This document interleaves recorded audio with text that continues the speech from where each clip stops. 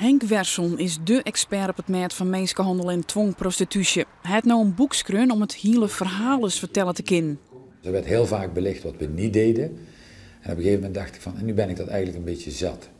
Dus nu wil ik eigenlijk vanuit iedere invalshoek eens beschrijven wat de politie sinds 1995 tot 2011 aan het fenomeen mensenhandel heeft gedaan.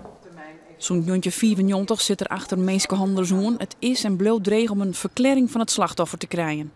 Ja, gewoon dat ik de vraag stelde van, u bent gedwongen in de prostitutie, dat hebben wij gehoord, wat kunt u daarover vertellen? Nou ja, en dan ook nog zo zoals ik nu zeg. Dus er zat totaal geen empathisch vermogen bij. Ik leefde me helemaal niet in. Ik dacht, ik heb ze gered en nu kan ik vragen stellen.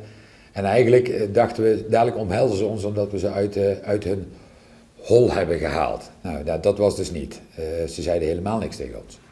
Als expert op het meet van mensenhandel kwam hij in contact met Vier Friesland, die het slachtoffers van seksueel geweld, dwangprostitutie, eerwraak en mensenhandel opvangt en behandelt.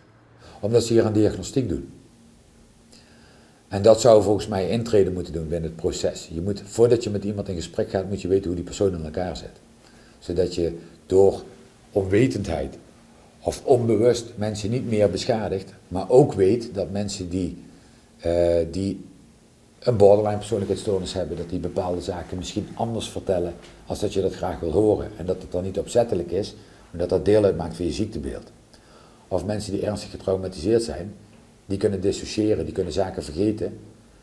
En dan is dat niet onwil, maar dan kan het zijn omdat ze dat weggedrukt hebben. De vertaler Vaak vertelt gruwelijke verhalen over wat Wersson in zijn werk meemaken had. Maar let ik zien hoe het werkt bij de politie en de hulpverlening. De opbrengst gaat naar de veilige vesten. Wersson werkt ik een soort in Friesland. Eén keer in het jaar organiseert hij hier een motortocht met politie en de slachtoffers van Vier Friesland. En als je dan de dames waar je eerst mee gewerkt hebt, die jou toen zagen misschien als de politieman, hoe die bij ons hier achter op de motor stappen, dat is mijn therapie.